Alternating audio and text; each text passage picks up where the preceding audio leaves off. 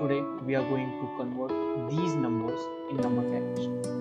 So if we go manually, then we will have to just write here these. So it will take lot of time. So we have to click for that. So for that we have to just go in extension, then add-ons. After that, get add-on, and here we will see a pop-up. Here we have to just write number text, and you can see here the second one, and just click on that, and then you have to just take it this and install, continue,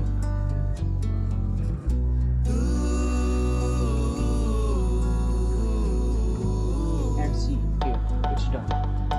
So now here just we have to just write equal number, and you can see here we will found number text, and then we have to just number, and then we have to just close this bracket, and then you will see that here